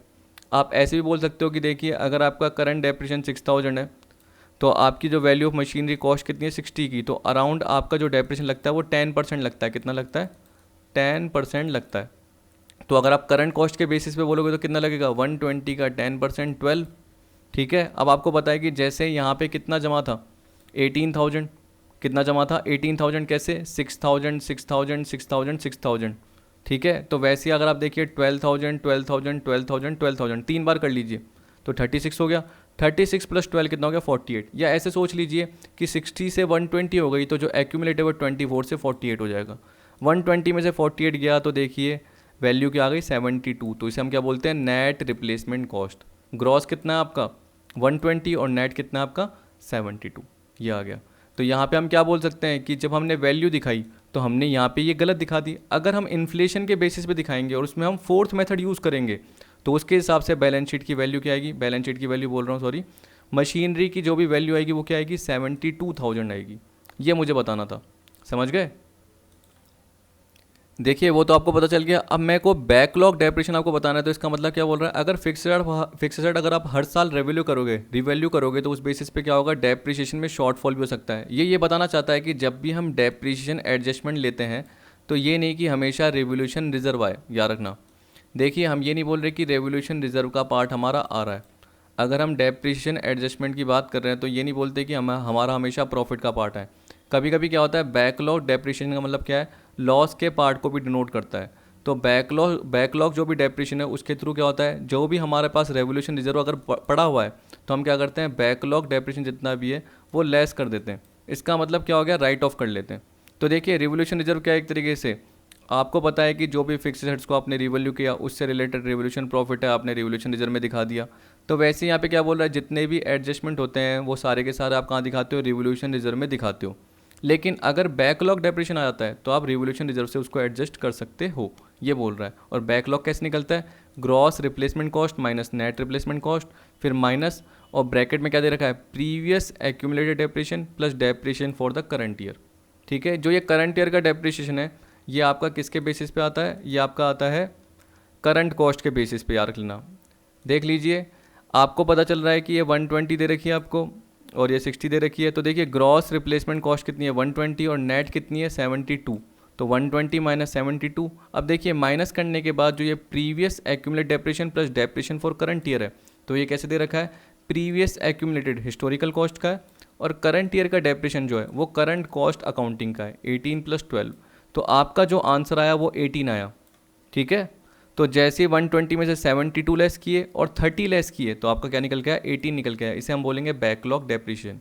ये मैंने एक ऐसे ही बताया आपको। वैसे देखिए आपको बताया कि डेप्रिसिएशन एडजस्टमेंट के अलावा आपका कॉस्ट ऑफ सेल्स का एडजस्टमेंट होता है, उसके लिए ये फॉर्मूला दे रखा है। अब देखिए ये कोई टिपिकल फॉर्मूला नहीं है। जनरली क्या बता रहा है? It refers to difference between value to the business and historical cost of stock consume in the period. इसका मतलब क्या हुआ कि अगर मैं रिप्लेसमेंट कॉस्ट की बात कर रहा हूँ तो मैं क्या बोल रहा हूँ कि क्लोजिंग स्टॉक की जो वैल्यू है वो क्या है और ओपनिंग स्टॉक की वैल्यू क्या है। क्योंकि क्लोजिंग स्टॉक आज की वैल्यू है और ओपनिंग स्टॉक क्या है? शुरू की बिगिनिंग की वैल्यू है। तो क्लोजिंग माइनस ओपनिंग ये बोल दिया। माइनस आई ए का मतलब क्या हो गया? एवरेज इंडेक्स नंबर हो गया। सी का मतलब क्या है? क्लोजिंग। ओ का मतलब क्या है? ओपनिंग। सी के नीचे सी का इंडेक्स, क्लोजिंग के नीचे क्लोजिंग का इंडेक्स। तो देखिए क्या बोल रहा है? Index number appropriate to closing stock और ओपनिंग के नीचे ओपनिंग का इंडेक्स। तो एक फॉर्मूला हो गया। अगर आप इसको रखना चाहते हो तो देख लेना इसको एक बार, अपने मोबाइल में स्क्रीनशॉट खींच लेना, आपके लिए काम आ जाएगा। वैसे मैंने कवर नहीं किया हुआ यहाँ पे, अगर आप चाहे तो कवर कर सकता हूँ, लेकिन फिर पीडीएफ मॉडिफाई करनी पड़ेगी तो कोई करने की ज़रूरत नहीं है क्योंकि इतना सारा पार्ट आपको सोचने की ज़रूरत नहीं होती। तो एक ये फॉर्मूला आ गया। वैसे ही एक होता है मॉनेटरी वर्किंग कैपिटल एडजस्टमेंट, ये हो गया। तो इसके लिए भी सेम यही फॉर्मूला है। देखिए वहाँ पे स्टॉक की बात कर रहा है, यहाँ पे वर्किंग कैपिटल की बात कर रहा है। वर्किंग कैपिटल का मतलब क्या हो गया? वही current assets minus current liability. या मॉनेटरी की बात कर रहा है तो मॉनेटरी में सिर्फ क्या आता है? ट्रेड डेटर और क्रेडिटर का पार्ट। तो ये बोल रहा है ट्रेड डेटर और क्रेडिटर का जो भी डिफरेंस है वो जनरली मॉनेटरी वर्किंग कैपिटल का पार्ट आएगा। इसमें देखिए आपको क्या बोल रहा है? क्लोजिंग। सी ओ मतलब ओपनिंग, आई ए का मतलब वही एवरेज। अब देखिए सी के नीचे सी यानी क्लोजिंग, ओ के नीचे ओ मतलब ओपनिंग। इस तरीके से आपका क्या निकल के आ जाएगा? एडजस्टमेंट का पार्ट निकल के आ जाएगा, जो कि कहाँ जाएगा? रिवोल्यूशन रिजर्व में जाएगा। ये आपको याद रखना है। इस तरीके से मैंने आपको हल्का हिंट दे दिया। आपके जब भी क्वेश्चन आते हैं तो ऐसे नहीं आएंगे, आपको पता है इतने बड़े बड़े, लेकिन आ भी गए तो उसमें क्या करना पड़ेगा, आपको पर्टिकुलर ये फॉर्मूला अप्लाई करना पड़ेगा। एवरेज आपको दे रखा होगा, आपको ओपनिंग का इंडेक्स नंबर दे रखा होगा, क्लोजिंग का इंडेक्स नंबर दे रखा होगा। बस क्या करना है, कुछ भी नहीं करना आपको, बस क्या करना है, सबसे पहले वर्किंग कैपिटल का पार्ट निकालना पड़ेगा। वर्किंग कैपिटल कैसे निकलती है, देखिए trade debtor, advance to supplier, मतलब आपकी जो करंट एसेट आ गई डेटर से रिलेटेड, और उसमें से लेस कर दिया आपने ट्रेड क्रेडिटर, तो आपकी क्या निकल के आई, नेट मॉनेटरी वर्किंग कैपिटल निकल के आ गई 55 की और 90 की। तो ये ओपनिंग की और क्लोजिंग की है। ओपनिंग के नीचे ओपनिंग का इंडेक्स और क्लोजिंग के नीचे क्लोजिंग का इंडेक्स, ठीक है। C minus O minus IA मतलब क्या हो गया, एवरेज। इस तरीके से आपको हल्का हल्का सोचना है। तो इसलिए मैं वीडियो में ज़्यादा लेंथी पार्ट ये ले रहा था ताकि आपको समझ में आ जाए। अब आप देख सकते हैं, आपको थोड़ा सा हिंट पता चल गया। तो देखिए क्या बोल रहा है, under CCA method in the balance sheet fix asset कैसे वैल्यू किया जाता है, कैसे शोन करेंगे, नेट करंट रिप्लेसमेंट कॉस्ट। लेकिन अगर एग्जाम में आपका ये वाला ऑप्शन नहीं आता, कुछ और दे देता फालतू का ऑप्शन, तो आप करंट वैल्यू को कंसीडर कर लेते, ठीक है। लेकिन अभी मैं क्या ले रहा हूँ, 17 का D। तो देखिए मैंने आपको कन्फ्यूज भी नहीं किया, थोड़ा बता भी दिया। अंडर CCA मेथड सरप्लस और deficit due to change in value of asset and adjustment in P&L account should be adjusted to. अब देखिए यहाँ पे बोल रहा है कि जो भी मैंने आपको बताया था CCA मेथड, उसमें मैंने आपको बताया कि 4 आपके होते हैं जनरली। देखिए मैंने जब आपको PDF प्रोवाइड की हुई है सॉल्यूशन की, मैंने हटा दी अभी जनरली। देखिए जब भी मैंने सॉल्यूशन की PDF प्रोवाइड कर रखी है, तो जो मैंने अभी आपको मेथड बताए थे ये वाले, एक मिनट, बताना सारा पड़ता है आपको इस चक्कर में। देखिए PDF के पार्ट बहुत सारे होते हैं, तो मैंने जो ये पर्टिकुलर ना ये अपनी PDF में कवर कर लिया है, ये तो मैंने कवर कर लिया है ताकि आपको समझ में आ जाए कि एक तो करंट कॉस्ट एडजस्टमेंट होता है और गियरिंग एडजस्टमेंट होता है। करंट कॉस्ट में 3 होते हैं, डेप्रिसिएशन, कॉस्ट ऑफ सेल्स और मॉनेटरी वर्किंग कैपिटल, और एक गियरिंग एडजस्टमेंट होता है जो कि किसकी बात करता है, बोरोड फंड की बात करता है। जैसे आपने वो देखा था ना, fixed cost bearing capital upon variable cost bearing capital, जब आप कैपिटल गियरिंग रेशो देखते हो, उस तरीके से जनरली एक रेशो आता है जिसका फॉर्मूला होता है L upon L plus S into 100। लेकिन ये आपके काम नहीं आएगा, इसलिए मैंने थियोरटिकल पार्ट में इसको कवर कर रखा है। तो आप देख सकते हैं कि इस तरीके से आपको बोल रहा है। अभी मैंने आपको ये भी बताया कि जब भी आपकी एसेट्स की वैल्यू चेंज होगी, उसमें जो भी एडजस्टमेंट होगा या P&L में जो भी एडजस्टमेंट होगा, वो कहाँ से एडजस्ट होगा, रिवोल्यूशन रिजर्व के थ्रू होगा। तो 18 का आपका क्या आएगा, B आएगा। ये भी याद रख लेना, ठीक है, आपके एग्जाम में हेल्पफुल रहेगा आपके लिए।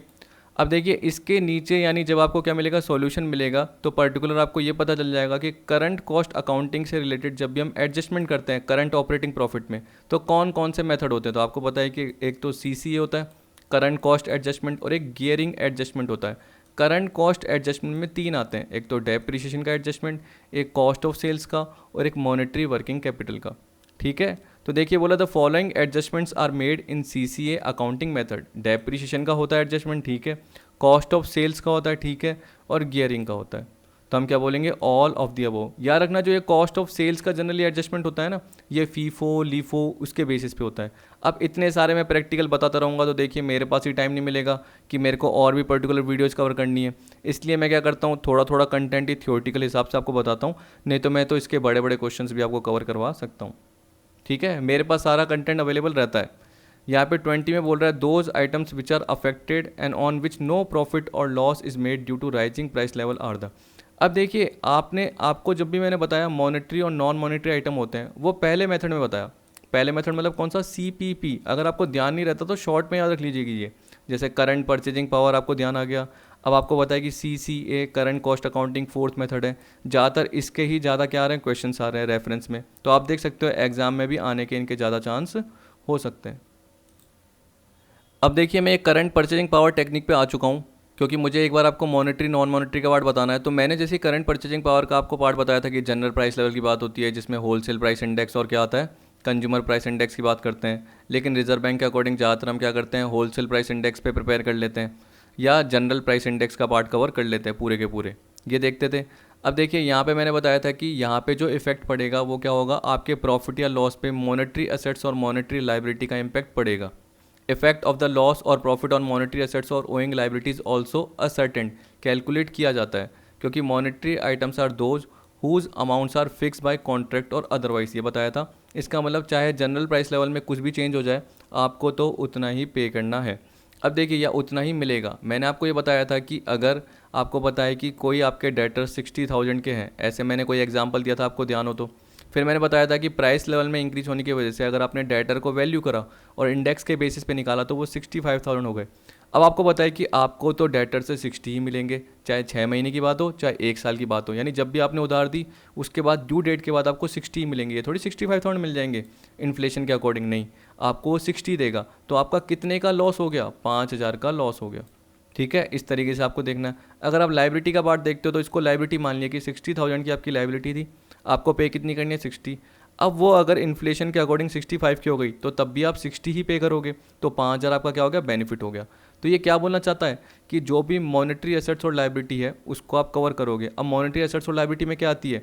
जनरली वो चीज़ें जो आपको क्या करनी पड़ती है उतनी ही पे करनी पड़ती है, उसकी वैल्यू कम ज़्यादा नहीं होती, उसका इंपैक्ट आपको देखने की ज़रूरत नहीं होती। तो आपको बताया डेटर्स उतने ही मिलेंगे, क्रेडिटर्स उतना ही पे करना पड़ेगा, बैंक हमेशा उतना ही रहता है अमाउंट, कैश जो आपके पास है हैंड में, रिडीमेबल प्रेफरेंस शेयर कैपिटल या लोन, मतलब लाइबिलिटी जो भी आपको पे करनी है उतनी ही पे करनी है, आपको पता है। लेकिन अगर आप क्या कर रहे हो, इन्वेंट्री की बात कर रहे हो, तो वो कम ज़्यादा होती रहती है, फ्लक्चुएट, जिसको आप वैल्यू करते हो। मशीनरी हो गई, बिल्डिंग हो गई, फर्नीचर हो गया, ये क्या होते हैं? नॉन मॉनेटरी आइटम होते हैं। तो मॉनेटरी आइटम्स की वैल्यू हमेशा फिक्स होती है, चाहे डेटर कम ज़्यादा हो मिलेंगे उतने ही, चाहे लाइबिलिटी कम ज़्यादा हो पे उतना ही करना पड़ेगा। तो वो क्या हो गए? मॉनेटरी से रिलेटेड हो गए। तो उसके आपको प्रॉफिट लॉस को भी कंसीडर करना पड़ता है। जबकि नॉन मॉनेटरी क्या रहती है? कम ज़्यादा, नॉन मॉनेटरी क्या होती है? फ्लक्चुएट होती रहती है। तो उसकी आप क्या करते हो? नॉन मॉनेटरी की वैल्यू को आप जनरल प्राइस लेवल के बेसिस पे ले लेते हो, तो उसके प्रॉफिट लॉस को कंसीडर करने की ज़रूरत नहीं है। क्यों? क्योंकि आपने जनरल प्राइस लेवल के बेसिस पे उसको ले लिया, तो आपको उसके प्रॉफिट लॉस को कंसीडर करने की ज़रूरत नहीं है। देखिए, जो चीज़ फिक्स है उससे रिलेटेड पता है कि हमें प्रॉफिट या लॉस होगा। जो चीज़ फिक्स है और हमें पता है कि अगर उसको हमने जनरल प्राइस लेवल के अकॉर्डिंग ले लिया, डेटर को जैसे जनरल प्राइस लेवल के अकॉर्डिंग ले लिया, तो मुझे पता चल गया मेरा लॉस हो रहा था कितने का? 6,000 का या 5,000 का, जो मैंने आपको भी एग्जांपल में बताया। या लाइबिलिटी मान लिया तो मैंने क्या बताया? 5,000 का प्रॉफिट हो रहा, मुझे पता है। लेकिन मुझे ये पता है कि यार मशीनरी तो क्या कम ज़्यादा होती रहती है, तो मुझे तो उसको जनरल प्राइस लेवल के अकॉर्डिंग लेना ही पड़ेगा, तो उसका मैं प्रॉफिट लॉस नहीं लेता। तो यार रखना, नॉन मॉनेटरी आइटम का प्रॉफिट लॉस नहीं कवर करते हैं, लेकिन जो मॉनेटरी आइटम है उसका प्रॉफिट लॉस कवर करोगे। ये भी एक और लाइन याद रख लेना हमेशा इन्फ्लेशन के लिए, क्योंकि आपको एग्जाम में हेल्प करेगी। ये बोल रहा है those items which are affected and on which no profit और loss is made due to rising price level. तो देखिए, आपको पता है कि जब प्राइस लेवल बढ़ा तो उस बेसिस पे आपने क्या करा? जो भी नॉन मॉनेटरी आइटम है उनको वैल्यू कर लिया, मशीनरीज को, बिल्डिंग को। तो आपको पता है कि वो किससे रिलेटेड आ जाएगा? 20 का पार्ट सी से रिलेटेड। देखिए कितना सिंपल था। Those item which are affected, जो अफेक्ट होते हैं, इसका मतलब क्या हो गया? जो अफेक्ट नहीं रहते हैं वो फिक्स रहते हैं। डेटर्स चाहे ऊपर नीचे हो जाए आपको फिर भी क्या करने पड़ेंगे? 60,000 ही मिलेंगे। तो अगर वो 65,000 हो जाए, किसके बेसिस पे? प्राइस लेवल बढ़ने के बेसिस पे, अगर वो 65, तब भी आपको 60 मिलेंगे। तो आप क्या बोलोगे? आपका कितने का लॉस हो गया? 5,000 का। तो वो किस में था? नॉन मॉनेटरी आइटम में। क्योंकि आपको पता है कि, सॉरी, वो किस में था? मॉनेटरी आइटम में, क्योंकि डेटर्स क्या होते हैं? मॉनेटरी आइटम होते हैं। लेकिन यहाँ पे हम किसकी बात कर रहे हैं? जो अफेक्ट होते हैं, जो फिक्स नहीं रहते हैं। जबकि मॉनेटरी आइटम क्या रहते हैं? फिक्स रहते हैं। तो जो फिक्स नहीं रहते हैं, जो अफेक्ट होते हैं, वो क्या हो गए? नॉन मॉनेटरी आइटम हो गए, और जिसका प्रॉफिट लॉस निकल के नहीं आता। जबकि मॉनेटरी आइटम, इसका मतलब क्या हो गया रखना? डेटर्स, क्रेडिटर, कैश, बैंक, जो भी हम बात कर रहे हैं, जो भी लाइबिलिटीज़ की बात कर रहे हैं, इसका मतलब जो भी करंट एसेट्स की बात कर रहे हैं, करंट लाइबिलिटीज़ की बात कर रहे हैं। ज़्यादातर करंट एसेट्स में इन्वेंट्री को छोड़ देना, क्योंकि इन्वेंट्री आपका नॉन मॉनेटरी पार्ट है। फिक्स एसेट्स को छोड़ देना, क्योंकि फिक्स एसेट आपका नॉन मॉनेटरी पार्ट है, क्योंकि उनकी वैल्यू तो कम ज़्यादा होती है, क्योंकि वो अफेक्ट होते हैं। तो उस केसेस में हम क्या बोलेंगे? उनको हम प्राइस लेवल के बेसिस पे लेते ही हैं, तो उसमें प्रॉफिट लॉस का पार्ट नहीं निकलता। तो 20 का आंसर क्या होगा आपका? सी, नॉन मॉनेटरी आइटम। 21 देखिए क्या बोल रहा है। अब देखिए ये simple. ABC limited has monetary assets and monetary liabilities of ₹10 lakh and ₹6 lakh respectively during the whole year. Price level rose to 10%। Compute general price level gain और लॉस। देखिए बोल दिया ना कि गेन लॉस क्यों निकला? क्योंकि मॉनेटरी एसेट्स और लाइबिलिटीज़ का ही निकलता हमेशा। तो देखिए अगले क्वेश्चन के थ्रू भी आपको थोड़ा सा पता चल गया, आपके लिए बेनिफिट हो गया। अब सोचिए कि 10 लाख की एसेट है, देखिए लाइबिलिटी कितनी है? 6 लाख की, तो कितना आ गया आपका? 4 लाख, ये मान के चलिए। अब देखिए अगर मैंने बोला कि प्राइस लेवल बढ़ गया 10 लाख का 10%, मतलब 11 लाख हो गया। ठीक है, ये मैंने 11 लाख लिख लिया। फिर आपको पता है कि लाइबिलिटी जो है वो क्या हो गई? 6 लाख का 10%, 6 लाख 60। 11 लाख से 6 लाख 60 लेस कर दिया, तो कितना निकला? 4 लाख 40, 4 लाख 40। अब सोचिए कि जो एसेट्स में से लाइबिलिटी लेस करते हो तो वो क्या होती है? नेट एसेट होती है, यानी एसेट ही है मान के चलिए। और मैं आपको क्या बोल रहा हूँ कि जो जनरली आपको नेट अमाउंट मिलेगा वो 4 लाख ही मिलेगा, चाहे वो 440 भी हो जाए, चाहे वो 440 भी हो जाए। तो इसका मतलब क्या है? अगर आप इन्फ्लेशन के बेसिस पे देखते तो आपको 440 मिलते हैं, लेकिन रियल में तो आपको 4 लाख ही मिलेंगे, क्योंकि मॉनेटरी के केस में क्या होता है, जितना अमाउंट होता है उतना ही मिलता है और उतना ही पे करना पड़ता है। इसका मतलब 10 लाख ही मिलेंगे और 6 लाख ही पे करने पड़ेंगे। ये नहीं कि 11 लाख मिलेंगे और 6,60,000 पे करने पड़ेंगे, ऐसा ही नहीं। लेकिन हम क्या देख रहे हैं कि हमें लॉस कितने का हुआ, तो हमें पता है कि हमें 4 लाख ही मिलेंगे नेट। लेकिन अगर इन्फ्लेशन अकाउंटिंग फॉलो करते तो 440 मिलते, जो कि नहीं मिले, तो 40,000 का लॉस हो गया।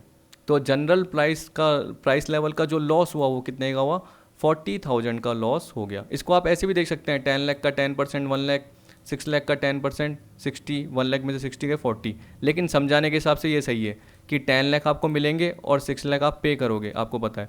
लेकिन अगर वो 10% से बढ़ गया तो उस केस में क्या होता, 11 लाख और 6,60,000 आप पे करते। लेकिन ये तो आप कर ही नहीं रहे, आपको यही हो रहा है। तो नेट आपको क्या मिल रहा है, 4 मिल रहा है, जबकि आपको मिलता क्या रियल में 440, लेकिन वो आपको नहीं मिल पाया, तो आपका 40,000 का लॉस हो गया। 22 देखिए क्या बोल रहा है, which one of the following methods of inflation accounting has been proposed by Sandilands committee of UK. तो आपको पता है कि लास्ट मेथड था जो कि कौन सा है, करंट कॉस्ट अकाउंटिंग, 22 का सी। 23 देखिए, अब देखिए सबसे सिंपल, एनवायरनमेंट में मुझे इतनी बताने की ज़रूरत नहीं है, क्योंकि यहाँ पे मैंने बताया था environmental accounting concept is applied on. तो आपको पता है कि एनवायरनमेंट पॉल्यूशन इसकी बात करते हैं हम, जो भी रिसोर्सेज को हम यूज़ करने की बात करते हैं तो उसको हम क्या कर रहे हैं, डिग्रेड करते जा रहे हैं। हम बहुत ज़्यादा क्या कर रहे हैं, पॉल्यूशन फैला रहे हैं, एयर वाटर मैंने आपको बताया, तो उनकी भी अकाउंटिंग होनी चाहिए। एक तरीके से हम बोल रहे हैं कि एनवायरनमेंट को हमने कितना नुकसान पहुंचाया, उसकी अगर आपको अकाउंटिंग करोगे तो उससे रिलेटेड आपको बेनिफिट भी पता चलेंगे और कितनी कॉस्ट लगी है, जिससे आप एनवायरनमेंट को वापस से मेंटेन करने का काम करोगे या एनहांस करने का काम करोगे। तो यहाँ पे बोल रहा है कि एनवायरनमेंट अकाउंटिंग का कॉन्सेप्ट किस पे अप्लाई होता है, सीमेंट इंडस्ट्री पे, स्टील इंडस्ट्री पे, टेक्सटाइल, तीनों पे। क्योंकि फैक्ट्रीज बड़ी बड़ी हैं, ये जनरली क्या करती है, पॉल्यूशन निकालती है। तो इनके लिए क्या होगा, गवर्नमेंट क्या बोलेगी कि भाई आपको क्या करना है, एयर फिल्टर लगाना है, स्क्रबर लगाना है। जैसे मैंने 2-4 और इक्विपमेंट के नाम बोले थे, तो आपको क्या करना है, पर्टिकुलर वो मशीनरीज लगानी है जिससे पॉल्यूशन कम हो। जो भी पॉलिटिकल वेस्ट नदियों में बह रहा है, आपको कोई अल्टरनेटिव तरीका अपनाना है जिसके थ्रू वो नदियों में ना बहे। ये सारा पार्ट आ गया। तो 23 का जो आ गया वो क्या आ गया, D. 24, which of the following is are the form of environmental accounting. आपको मैंने बताया था कि एनवायरमेंटल अकाउंटिंग में आपके 3 पार्ट बताए थे, जहाँ तक मेरे को ध्यान आ रहा है। फिर भी चलो एक बार मैं आपको दिखा देता हूँ, 1 मिनट। ये देखिए, environment management accounting, forms of environment accounting में, ठीक है। फिर देखिए एनवायरनमेंट फाइनेंशियल दिख रहा है आपको, और एनवायरमेंटल नेशनल अकाउंटिंग का पार्ट, ये बताए थे 3। तो आप देख सकते हैं, आप मैनेजमेंट फाइनेंशियल नेशनल ये आ गया। तो हम क्या बोलेंगे, 24 का D, all of the above. 25 देखिए क्या बोल रहा है, environmental management accounting focus on. तो यहाँ पे इसका आंसर होगा बी, एनवायरमेंटल कॉस्ट इन्फॉर्मेशन, इस पर फोकस करता है। लाइबिलिटी जो है ना, एनवायरमेंटल लाइबिलिटी कॉस्ट, वो ये फोकस करता है फाइनेंशियल अकाउंटिंग, ठीक है। और ये नेशनल है, वो सारे के सारे रिसोर्सेज पे फोकस करता है। तो हम मैनेजमेंट अकाउंटिंग की बात करेंगे, वो किस पे फोकस कर रहा है, कॉस्ट पे। एक बार आप देख लीजिए, देखिए ये मैंने बताया था, ये रहा। एनवायरमेंटल मैनेजमेंट अकाउंटिंग में 3 पार्ट है। जनरली किस पे फोकस कर रहा है, material and energy flow information and environmental cost information, इस पे फोकस कर रहा है। इसके जनरली 3 सब सिस्टम थे, सेगमेंट, इको बैलेंस और कॉर्पोरेट एनवायरमेंट अकाउंटिंग, ठीक है। अब आप देखिए एनवायरमेंटल फाइनेंशियल अकाउंटिंग, जो कि किसकी बात करता है, एनवायरमेंटल लाइबिलिटी कॉस्ट, तो वो भी अपने ऑप्शन में था। और जो नेशनल अकाउंटिंग है वो क्या बताता है, नेचुरल रिसोर्सेज, जो उनसे रिलेटेड स्टॉक्स एंड फ्लो है उनकी बात कर रहा है। Environmental cost and externality cost की बात कर रहा है। तो सबकी एक साथ बात कर रहा है। तो नॉर्मल अगर मैं बोलूँगा तो मैनेजमेंट ही आपका आएगा, अगर नॉर्मल आप सोचेंगे तो। एनवायरमेंटल कॉस्ट इन्फॉर्मेशन चाहिए तो उस केस में क्या होगा, मैनेजमेंट। क्योंकि देखिए मैनेजमेंट अकाउंटिंग का मतलब क्या है, मैनेजमेंट एनवायरनमेंट की रिलेटेड कॉस्ट देखना चाहता है कि हमने एनवायरनमेंट से रिलेटेड रिसोर्सेज को कितना यूज़ किया है, कितना नेचुरल रिसोर्सेज को नुकसान पहुंचाया है, जिससे हम वापस से नेचुरल रिसोर्सेज को क्या कर सकें, एनहांस कर सकें या उनको मेंटेन कर सकें। हमें पता है कि अगर वो डिमिनिश होने वाले हैं तो उनको हम वापस से कैसे उनकी जगह कोई अल्टरनेटिव सोर्स अपना सकते हैं, या ऐसे जो बार बार क्या होता है रिन्यू हो सकते हैं, तो उनके लिए हम क्या करेंगे, और ज़्यादा एफर्ट करेंगे जिससे वो जल्दी उग सकें। जैसे हमें पता है कि पेड़ कटते हैं तो हमें और पेड़ क्या करने पड़ेंगे, ट्री ग्रो करने पड़ेंगे। तो यहाँ पे हमें एनवायरमेंटल की कॉस्ट की इन्फॉर्मेशन देखनी है, जो कि मैनेजमेंट को एक तरीके से हेल्प करेगी। तो 25 का क्या आएगा आपका बी। 26 देखिए, segment environmental cost segment environmental accounting is the part of environmental management accounting, environmental financial, national. देखिए इनके तो पार्ट है ही नहीं, इनके 3 पार्ट है सब सिस्टम। तो आपको पता है कि सेगमेंट उनमें से एक है। तो एनवायरमेंटल मैनेजमेंट अकाउंटिंग जो मैंने अभी आपको बताया ये रहा। सेगमेंट, इको बैलेंस और कॉर्पोरेट एनवायरमेंटल अकाउंटिंग। ठीक है, तो यहाँ पे हमें पता है कि हमारा कौन सा पार्ट आएगा, segment environmental accounting is the part of environmental management accounting, इसका पार्ट है सेगमेंट। तो आई होप सारे के सारे तो हो ही गए। आई होप आपको वीडियो पसंद आई होगी, और इसी तरीके से आपको मैं अगले जो वीडियो में दूंगा मेरे हिसाब से आईएएस और आईएफआरएस से रिलेटेड दूंगा। तो जैसे इस तरीके से आपने ये वाले सॉल्व किए, उसी तरीके से अगले भी आप सॉल्व करते रहिए, आपका एवोल्यूशन होता रहेगा। ये थोड़े ट्रिकी थे याद रखना और टिपिकल थे, लेकिन एक बार क्या करना, थ्योरेटिकल वीडियो वापस से देखना और उसके बाद वापस से एमसीक्यूज देख लेना। कुछ हाँ आपको नहीं आएंगे, इसलिए मैंने क्या कर दिया, उनके नीचे पर्टिकुलर, जैसे मैंने आपको मॉडल बताया एक, कौन सा मॉडल था वो, जाइल्स और रॉबिन्सन वाला मॉडल था ह्यूमन एसेट्स मल्टीप्लायर का। इसी तरीके से करंट जो ऑपरेटिंग प्रॉफिट है उससे रिलेटेड जो एडजस्टमेंट होता है, करंट कॉस्ट एडजस्टमेंट और गियरिंग एडजस्टमेंट, उसके मैंने थोड़े थोड़े नाम लिख दिए बस, जिससे आपकी हेल्प मिल जाए एग्जाम के लिए। ठीक है, और पार्ट चाहिए तो बताना, वो पर्टिकुलर पीडीएफ पूरी की पूरी प्रोवाइड कर दूंगा, लेकिन उससे आपको दिक्कत हो जाएगी, इसलिए मैं इतना ज़्यादा कंटेंट आपको प्रोवाइड नहीं करता। ठीक है, तो आई होप आपको वीडियो पसंद आई होगी। वीडियो देखने के लिए थैंक यू।